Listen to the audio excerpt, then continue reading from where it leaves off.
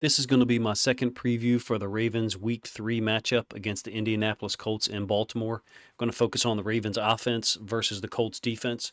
To be honest with you, a significant lead in here to talk about the Colts defense, the things that I've observed, some statistical inclusions, which I feel like is necessary at this point, and then we'll get to the film. I'll break the film up into the pieces that I think are kind of most important for the Colts defense. Their D-line, their interior D tackles, DeForest, Buckner, and Grover Stewart, both of which are fantastic D tackles, if you ask me. Their pass rush, which either had 4 or 6 sacks against the Texans last week. Their inside linebacker, who looks brilliant to me, Zaire Franklin, number 44. Then we'll show their third down coverages and some of the spots where I think maybe the Ravens can kind of exploit some of the things they do. Look, the Colts have 8 sacks through 2 games, or 10. I'm not sure which it is. But by comparison, either way, we have 6. We only have 7 tackles for loss, and we're playing a really great brand of defense so far. The Colts are credited with 17 tackles for loss. I think that's pretty interesting to note. I went and checked 2 different stat aggregators for those things to compare it. So, be that as it may, we may not think the Colts defense is that impressive, but some of the stats show that they are. Here's another one.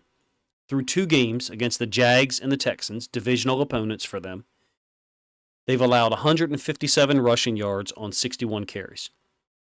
So about 2.5 yards per carry. 61 times 2, 122. Another 30 or so, would be half of 60. So 2.5 yards per carry by my math. Again, the inside linebacker, Zaire Franklin, look, he has 30 tackles already. He had 167 last year. To be honest with you, though, the Colts defense has been on the field a lot. I think one game they were on the field for 70 plays, and then against the Texans last week they were on the field for 84. Additionally, or alongside that, they've been outscored 24-0 combined in their 2 fourth quarters. Could have been 27-0, but the Texans had a 51-yard field goal missed, whereas 2 plays before they were second down on the 17 with about 8 minutes left, I believe.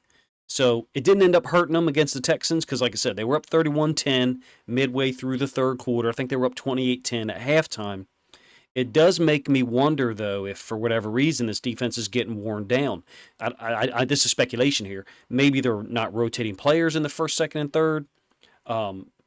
Maybe there's small adjustments not being made and teams are able to exploit them as the game goes on. I don't know. But in any case, 24-0, even though it's a small sample size, 2 games, does seem to be quite significant to me because it very easily could have been 27-0 or even worse. Like I said, the Texans missed a 51-yarder with 2:44 left last week that would have cut it to 31-23. Additionally, the Texans had the ball inside the red zone again, I believe, to end the game. So that while that game was 31-10 at one point, it does look more competitive when you look at some of the game flow in the fourth quarter, which is what I did. Last point about fourth quarter scoring differential is that 5 of the 8 possessions that the Colts defense has faced in the fourth quarter have resulted in scores. 3 touchdowns, 1 field goal. Maybe it's 4 out of 8, so excuse me for that. But they seem to not be as effective in the fourth quarter. How much of that scoring differential is an anomaly, because we're only talking about 2 games? How much of it is indicative of what their team's going to be throughout 2023? I don't know. What I chose to do because this Sunday morning stuff is apparently people like it, so you have to let me know if you do, whether you're a Ravens fan, Colts fan, whatever. I chose to focus on the time periods in their 2 games that were the most competitive. So, late third quarter and fourth quarter possessions by the Jags that overcame a 24-17 deficit after DeForest Buckner forced a fumble, and then Tank Bigsby fumbled again on the same play. Really weird play, and DeForest Buckner returned it 26 yards for a touchdown late in the third quarter to give the Colts a 24-17 lead. I focused on the offensive possessions for the Jags thereafter, when it was most competitive. Additionally, I focused my offensive possessions from last week quarters 1 through 3 against the Texans. So there's no garbage time yards claim here in terms of the film that I'm showing. Bottom line is, look, the Texans defense forced 3 consecutive punts in the second half, and the Colts had to settle for a field goal in the first possession of the third quarter. So 4 possessions for the Colts offense in the second half, One field goal. That's all they generated. And like I said, the Texans had the ball inside the Colts 20-yard line twice in the fourth quarter after they were down 31-20. Their one touchdown in the fourth quarter was scored with 10 minutes left in the game, so it's not like they scored with 2 minutes left in the game after being down 31-13. The gameplay was a lot quicker, a lot better if you ask me. Point is, the Colts weren't playing prevent and just giving up passing yards. So I omitted that from this film study and just focused on quarters 1, 2, and 3 anyway to take that out of the equation. No matter what possessions you focus on, though, here's one thing that's clear. These guys play fast. The Colts defense plays fast. There are two guys in the DB group that are listed as questionable. Veteran nickel Kenny Moore, who has 14 career interceptions, really good football player if you ask me, really balanced. And then outside corner Dallas Flowers, a young guy, I think he's in his third year. They were both questionable. I'm not sure whether they were limited participants or what on Friday. Let's get to some of the film. Like I said, long lead in, so my apologies for that. So DeForest Buckner and Grover Stewart. These guys are extremely disruptive. They're professionals. They're very balanced. They do everything well against the run and the pass. I don't see many twist stunts on pass downs, on pass rush moves for these guys. So that's interesting because one of the things the Ravens offensive line struggled with last year in 2022 was twist stunts. And I did not think we responded well to those things in week 1 against the Texans either. Didn't see them show up as often in week 2 against the Bengals. If you did and I'm misremembering it or not remembering it, feel free to let me know in the comment section. But in any case, look, Buckner and Stewart and their entire D-line looks pretty deep. But it'll be put to test by the Ravens offense against the run and the pass, if you ask me. But I like these two guys. It's interesting. They dropped DeForest Buckner out in zone drops like this. I've seen it twice. So it's pretty interesting to me. A big guy who's that adept at rushing the passer, they're willing to drop him out. And Stewart is a load coming downhill. It'll be a great matchup for our guards and our center on the interior. Of course, we know we're playing without Tyler Linderbaum. All right, so last week against the Texans, they had an amazing day. Like I said, either 4 or 6 sacks, but I've got film of 5 of them, so, that's whatever. They're only credited with 4 by one stat service for whatever reason. And I know the Texans O-line was beleaguered. I think they were missing at least 3 starters. But look, the Ravens O-line is missing 2 starters. Like I mentioned, Linderbaum and Stanley are going to be out. Can the Colts repeat this level of play against the Ravens O-line in passing situations? Well, we would hope to avoid some of the obvious pass rush situations by running the ball and getting things in short yardage. The Colts, if you ask me, are going to be put on the tactical defensive because they're going to have to decide on third down passing situations. What do they do? Do they do things similar to what the Texans did? Bring a lot of pressure, make Lamar get rid of the ball quick? Or do they do things like the Bengals did? Mix it up a little bit, but early in the game, the Bengals were a little bit too soft in coverage and maybe allowed Lamar to scramble too much because they gave him too much time and space. Now, look, to be honest with you, the Ravens ran for 178 yards last week and didn't allow a sack against the Bengals. Lamar plays a role in that, and sacking him is a totally different thing than sacking C.J. Stroud or even Trevor Lawrence. But I do wonder if our expectation as Ravens fans might be a little too high on the offensive line after that performance last week. I'm not sure whether we can repeat it. I sure hope that we can. One guy to mention, gosh, I hope I can say his name right, Samson Ebukam. I've always said his name Ekuban, and I've heard it said that way as well, but a veteran DN's played with the Rams. I forget who he played with before this year with the Colts. A great motor. This is one of the plays that I just love to show stuff like this. It's a 3rd and 12. Actually, we'll show this play again later. It's a completion to Travis Etienne. Here is Ebukam. This is the type of thing that forces fumbles. They play with great effort from what I'm seeing. Harbaugh has talked about our defenses or our whole team's effort. This looks like another team that's giving incredible effort out there, and I wanted to point this play out because, it stood out to me when I was checking out the film. All right, so one of their better defensive players in terms of statistical impact so far is not Shaq Leonard. I think he has like 16 tackles, so that's pretty daggone good. But Zaire Franklin, he's elite. He looks quicker and more decisive than Leonard in a lot of these situations, if you ask me. He's just around the football all the time, seemingly aggressive on every single play, whether it's pass or run. He does play downhill against the run. He's really adept at doing what you're going to see here. This is a 3-yard run by Tank Bigsby. He's really just slick dealing with offensive linemen, being able to dodge in and out and get away from their attempted block. I'm really interested in seeing how him and Pat Ricard match up. You would expect that they would collide multiple times on Sunday.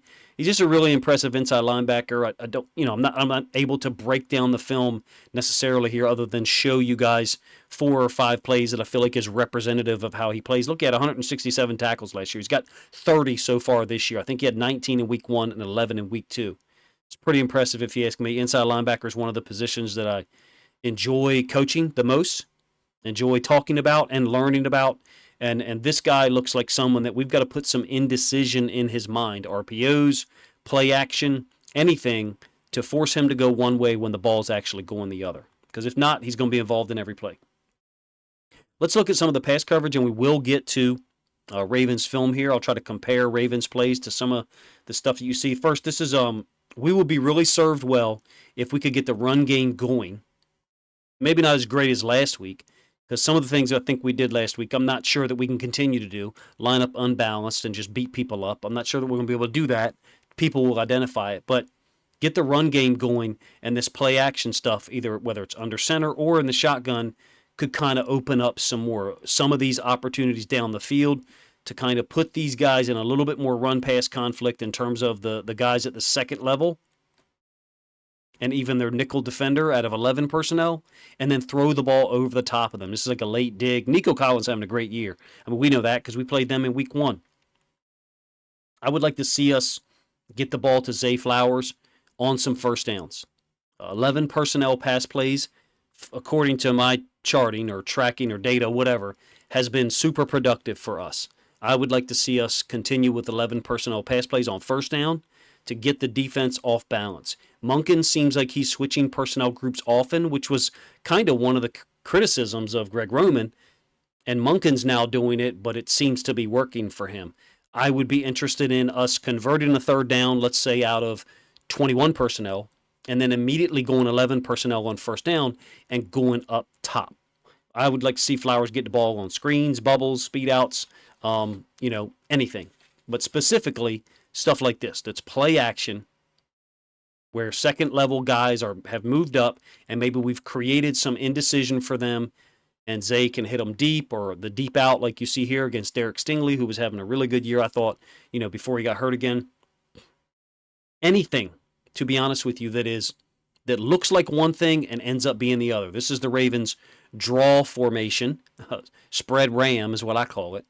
It'd be pro ram if the tight end had a 3-point stance, Andrews, but it's our fake draw, whereas typically it's been our draw. And then it's underneath to Andrews, just keeps us on schedule. 6 or 7 yards, something like that, makes the linebackers, it doesn't have to be from this formation. Anything that looks like one thing and is another on first down, I think would benefit us greatly, because it could slow down Franklin, Leonard, Kenny Brown, the nickel, who's also, super athletic. I think it's a very athletic defense, to be honest with you.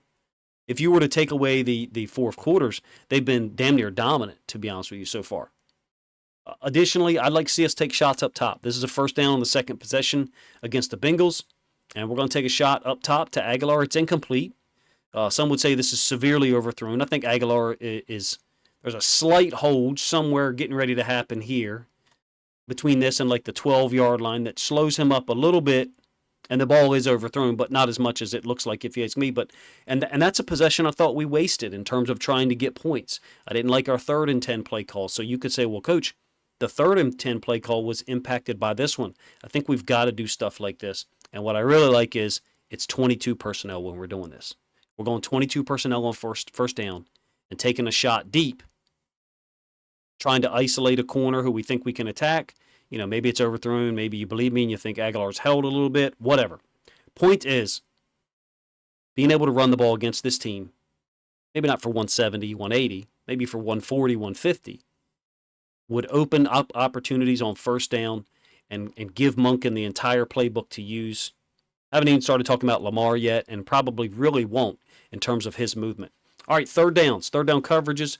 I think the Colts have been really fortunate a couple of times on third down where either the quarterback and wide receiver were not synced up and an opportunity was there to convert, or the pass rush stepped up and got there and influenced the throw before the quarterback was able to get it off cleanly.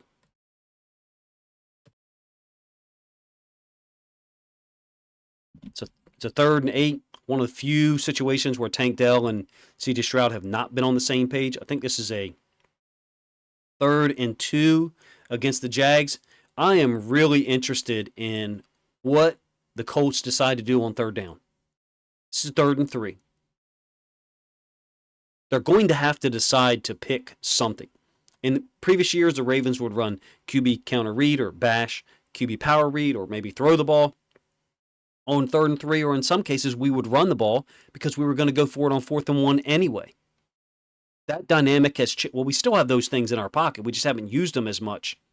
But this year, I feel like there's a huge chasm between what certain teams are going to do, pressure, play man, and what others are going to do, sit back and play zone, or play some type of match coverage. And I'm not sure that this right here on 3rd and 3 is the best option against Lamar. I think when teams play a certain coverage, they're not necessarily telling us what they think of all of our other players. They're defending Lamar because they have to. And some of these situations, these soft zone coverages, this year at least, when we get time, Lamar's just scanning, finding the open receiver, zipping it in there. Now, maybe the Colts style is we're going to do this, and we're going to rush for. We think we're going to get there. We've got 8 sacks this year, or 10, whatever it is, and we think we're going to be able to get there against your guys. That might be true. I think the Ravens will have I don't want to say easier, a more simple day if this is what we see on 3rd down. If we see the opposite, the exact inverse of this, high pressure, man-to-man, we may hit some big plays, but they will remove the ability for Lamar to scramble. I'm going to talk about this play. I think it's on the last possession last week against the Bengals. It's a 3rd and 3, similar to the one I just showed you in terms of where the ball is on the field. I guess actually it's like minus 15 yards, but it's between the 30s. Let's do it that way. It's 3rd and 3, and the Bengals go man with a 3-man rush. They spy Lamar. He just navigates the pocket. I mean, this is what he's going to do. If there's not enough people there, well, he's got to slide. He's got to get down better, right? That's clear. But you can't stop him from doing this with a 3-man rush. You just really can't. And a spy, I feel like the Bengals really erred too far in the other direction on this call. They're doubling Andrews, playing man on everybody else, and then spying Lamar with Logan Wilson. Lamar's looking for Andrews over the middle. Who wouldn't? And he's not open, so Lamar takes off. 12-yard gain. That's not the only time he was able to scramble in that game. I thought there was 4 situations he was able to scramble. I wonder if the Colts looked at that and said, we don't want Lamar doing that. We would prefer him throwing the ball. I'm not sure that's a great option either. You may not have great options against Lamar for real. All right, so some 3rd downs against the Texans. This is, and they've had some trouble on 3rd down for real. They have. This is going to be a blown coverage, I believe, to the single receiver side. It's 3rd and 6 from down near the goal line. And the safety to the running back side and the outside corner, I think the safety's supposed to be matched up man. The Colts do this often, if you ask me, to trips. When you get the running back backside, they'll roll a safety up over here, play man on him. You would presume that you've got man here. I mean, Nico Collins is giving everybody problems. And look, this ball may not actually be intended for him, but you can see that both of these guys have gone with the running back for whatever reason. Maybe the corner messed it up. Maybe the safety did. I tend to think the corner did. It looks like when I've seen them run this coverage, the safety walking down to the weak side where the single receiver is, he's covered the running back. That's what I think I've seen. But they do play a lot of single high looks where they'll play cover 3 and the corner will roll back. That would be your in-between option I would think, between heavy pressure sticks blitz 0, which the Texans did a lot in week 1. The Texans showed it late, however. Or what the Bengals did on that 3rd and 3 that I showed you where Lamar was able to scramble for 12. 2nd and 7 against the Jags in week 1. They like to zone drop Buckner. And that's interesting to me. Maybe it's because he's got such a big wingspan. He's so tall. I think he's like 6'6". Buckner's down here. One of their other DNs is really big too, 54. Not even going to attempt to pronounce his name. I think him and his brother both played in the NFL. But you can see Buckner doesn't just drop and look at the quarterback. When he drops, he's like looking out here for work. It's a high level of awareness for a D tackle. Of course, he seems like a super smart guy anyway, just the way he plays. Empty looks to me like one of the situations where you can force the Colts to declare, meaning they're going to have to show you what they're doing. I've seen some other empty stuff in the first 2 weeks where if they're bringing pressure, they show it. And if they're not, they don't. The Texans twice in the second quarter, in week 1 against the Ravens showed that pressure late. Remember, they walked Petre up, and the one time they walked both safeties up, and we didn't identify it. So I'm interested in what the Colts' strategy is going to be on 3rd down, 3rd and 3, 3rd and 4, 3rd and 5. This is, I've already shown you this play, actually. It's a 3rd and 12, and this is an illustration of, I think, what I'm trying to talk about. 3rd and 12, long down, cover 3, and they show it. Don't seem to be a ton of twists from the D-line, and there doesn't seem to be a ton of, it looks like A, but it ends up being C by the defense in terms of we're going to show man and we're going to drop out. The mug look that we do a lot. Or we're going to show soft coverage on 3rd and 8, and then we're going to bring pressure. It just doesn't seem to be as much. Maybe it's because we're Ravens fans and we see the Ravens do that so much in terms of showing one look and playing the other that we expect to see other teams doing it so much. And in this case, it doesn't appear to me through 2 games like the Colts are. One of the few times that you get a twist, I think 94, it's going to stunt this way. Buckner late is going to fold over the top. One of the very few times I've seen it. I think I've seen it 6 times through 2 games. And, I mean, hell, last year for the Ravens in 2022, our O-line would see that 6 or 8 times a game because we were not very good at it, if you ask me. One of the things I think we should look at doing, when you have a tight end like Evan Ingram or Mark Andrews, moving him out wide, you can then mix and match who you put on the inside, in the slot. And here they've got Christian Kirk and Zay Jones on a 4th and 2, a crucial 4th and 2, if you ask me. It's going to be complete to Zay Jones. He's matched up against Zaire Franklin. Franklin's an amazing football player. I've already talked about that, but this is a favorable matchup for a wide receiver, for a high-level wide receiver. Zay Flowers, Nelson Aguilar, Bateman, any of those guys, we could move in there on some of these situations, and they're going to, I feel like the Colts are a team that shows you what they're playing. And maybe that'll be different on Sunday. Maybe we'll be sitting here Sunday night saying, oh, they showed this and then they played that. So far, it looks to be like they kind of show your hand, and I'd like to see us create some of these favorable matchups on the inside, if possible. If we walk the tight end out or the running back out and they walk an inside linebacker out, well, they've pretty much told us that it's man, and we know what we're going to get, and Lamar kind of knows where to go. On 3rd down, we've been quite successful this year in some situations, I think. This is the completion to OBJ, and we'll be missing him, which is a huge loss. I think he had a 2 third down catches, against the Texans, drew 2 DPIs against the Texans, had a 3rd down catch here. Looked like he was off to a really big start. Replacing him, I don't know that we replace him because his impact seems to be really focused, but maybe we're in less 3rd down situations tomorrow if we're super efficient on offense. That's possible. I've wondered if we're going to become this like team that makes big plays but doesn't sustain drives. And then we got there against the Bengals last week and we sustained drives like you would not believe.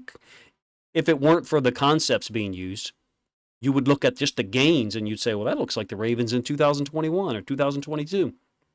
It was not, because the style we're playing, what we're asking Lamar to do, what we're asking other guys to do. But point being, we went out there last week against a well-coached Bengals defense, regardless of what we want to say about them. They're well-coached. And we were able to hold on to the football for long periods at a time and limit them, I believe, to only 7 possessions. You guys let me know what you think. This is the best throw that I saw C.J. Stroud make. I put this in another video. This is a 3rd down. And I wonder if we're going to be able to determine coverage by motion. The Texans seem to be doing something that a couple people have talked about. They would have the running back to one side. Let's say his feet were over here. And then they would take Robert Woods or someone else and put him in the backfield, but kind of this wide alignment, like a wing T halfback, where his inside foot is like 8 to 10 inches outside the outside foot of the tackle. If you know what I'm talking about, you know what I'm talking about. If you don't, that's fine. But they did it. People call it a wide back now. But in any case, they did it, I think, to determine the coverage, to see if someone widened up. And in this case, they're getting man. They're just running someone off. And it's a beautiful throw by Stroud to Robert Woods. Like I said, I think it's a 3rd and 6, maybe a 3rd and 8. This is the kind of thing against man that I think we're going to be able to do against. If I'm underestimating the Colts corners, then so be it. I'm not saying they don't look like good football players, but their guys up front, their 2 inside linebackers, and their D ends and D tackles look like the strength of their team, if you ask me. If we're able to figure out the coverage pre-snap and get a bead on what they're doing, I think this looks like the type of team that our offense can do well against. But we got to be able to block them, number one. Number two, we got to figure out the coverages that they're playing, put Lamar in positions where he can do stuff like that, which he's done this year so far. I think leading the league in completion percentages, because we know what we're looking at, and he knows what he's seeing pre-snap. The Colts have a tactical decision to make on those 3rd down situations.